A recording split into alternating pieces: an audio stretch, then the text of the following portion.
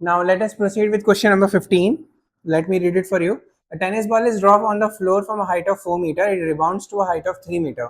If the ball was in contact with the floor for 0.01 second, what was its average acceleration during the contact? तो कुछ नहीं है ज्यादा. सबसे पहले विजुअलाइजेशन करना है इसका. एक बॉल है, वो नीचे गिर रही है. ठीक है, नीचे गिरने के बाद में वो टप्पा खाती है, रिबाउंड करती है और कुछ हाइट तक अटेन करती है. ये ऊपर की तरफ जा रही है. ये कितनी गिरी? 4 मीटर. ये कितनी ऊपर उठी? 3 मीटर. ठीक है.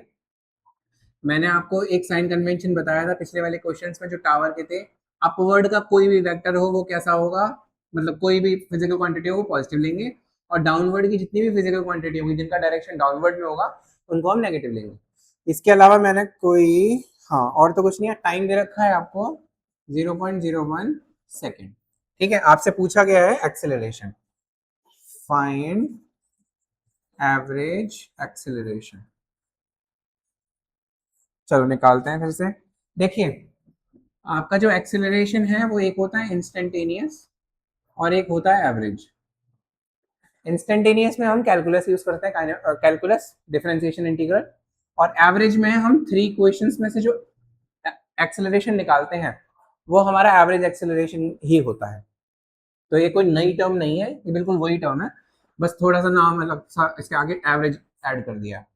अब सुनिए, इसमें डाउनवर्ड मोशन हो रहा है और अपवर्ड मोशन हो रहा है. यही हो रहा है ना? एक मिनट. हाँ, तो सबसे पहले हम डाउनवर्ड मोशन के लिए करते हैं. डाउनवर्ड मोशन के लिए क्या सीन है? डाउनवर्ड मोशन में नीचे की तरफ गिर रहा है ना, तो जो हाइट यानी कि S1 होगा वो क्या हो जाएगा हमारा? -4 मीटर, क्योंकि नीचे की तरफ जा रहा है. अच्छा, इसके अलावा हम क्या करें? कुछ और दे रखा है हमको? नहीं दे रखा. ये S1 है, ठीक है. डाउनवर्ड मोशन, हाँ. एक्सेलरेशन कैसा होगा? जी वेक्टर नीचे की तरफ है तो माइनस का जी हो जाएगा हमारे पास. और जब ये जब ये नीचे गिरे, अच्छा ये जो बॉल है इसकी इनिशियल वेलोसिटी कितनी थी? 0. तो u की वैल्यू कितनी दे रखी है? 0. तो v square minus you square is equals to 2as हो गई. u 0 हो गई. यहाँ पे जो जिस वेलोसिटी के साथ में वो स्ट्राइक करेगी वो v1 हो. क्या हो गई हमारी? v1. ठीक. तो v1 का square is equals to 2 into minus g into -4. तो v1 square is equals to 8g. तो मैं यहाँ पे लिख सकता हूँ v1 की वैल्यू आ गई √8g. कैलकुलेशन बहुत तेज हो तो √8, अच्छा g के ऊपर भी है ये, √8 की वैल्यू ले लो और g की वैल्यू ले लो, उसका भी रूट ले लो, उसके बाद कैलकुलेशन सॉल्व कर लो. अगर कैलकुलेशन इतनी अच्छी है, नहीं अच्छी तो इसे यहीं पे छोड़ दो. बाद में जब लास्ट फाइनल आंसर आएगा उसमें हम देख लेंगे जरूरत है भी या नहीं भी. क्वेश्चन अगर 2 मार्क्स का है, जैसे ये क्वेश्चन है हमारा, 2 तो नहीं 3 मार्क्स का तो है ये, तो ज्यादा हम इसमें पंगा नहीं लेंगे. और अगर ज्यादा मार्क्स का भी है तो फिर देख लेंगे. तो v1 की वैल्यू आ गई. अच्छा, अब जब ये बॉल ऊपर की तरफ जाएगी तो मैक्सिमम हाइट पे वेलोसिटी कितनी हो जाएगी? 0. इनिशियली इसकी वेलोसिटी कितनी होगी? u. इनिशियली वेलोसिटी कितनी हो गई? u.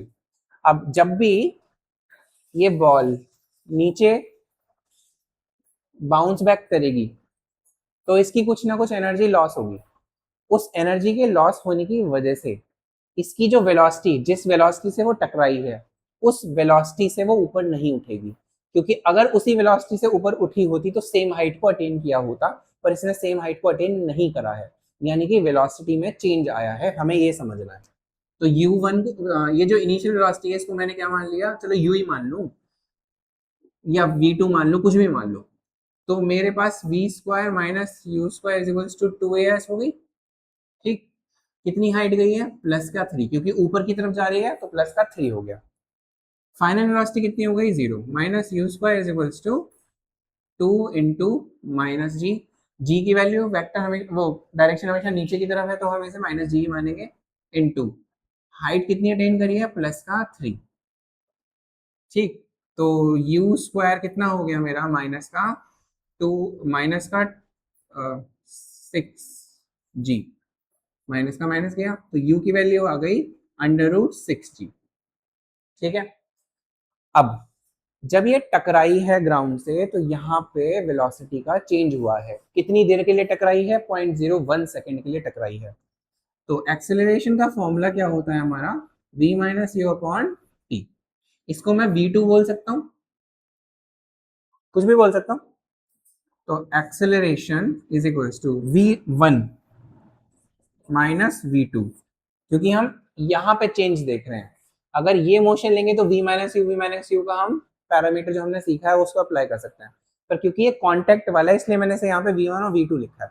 मैंने v और u डायरेक्ट बिना किसी एक सबस्क्रिप्ट के नहीं लिखा है ताकि कंफ्यूजन ना हो, क्योंकि चेंज इन दोनों पॉइंट पे हुआ है। तो v1 और v2 में वेरिएशन आया है और टाइम कितना है? 0.01 सेकेंड है। तो एक्सेलरेशन कितना आ जाएगा? v1 की वैल्यू कितनी है हमारी? √8g, √8g माइनस रूट ये कितनी है? 6g divide by 0.01। Final answer आप यहाँ पे लीव कर सकते हैं, या फिर माइनस √g को बाहर ले लो, फिर √8 की वैल्यू रख दो, फिर √6 की वैल्यू रख दो, माइनस कर दो, फिर g की वैल्यू 10 रख लो, उसकी मल्टीप्लाई कर दो, डिवाइड बाय 0.01 कर दो, आंसर आ जाएगा। ठीक, यहां तक भी ठीक है ये, बट आपको फिर √8 और √6 की वैल्यू याद होनी चाहिए अगर आपको बिल्कुल एक्यूरेट आंसर निकालना है कि यहाँ पे एक्सेलरेशन कितना हुआ होगा, कितनी वेलोसिटी का चेंज हुआ होगा। क्लियर? तो ये क्वेश्चन इतना था, एक बार इसे पूरा देख लीजिए, मैं हट जाता हूँ बीच में से। आई होप ये क्वेश्चन आपको क्लियर हो गया होगा।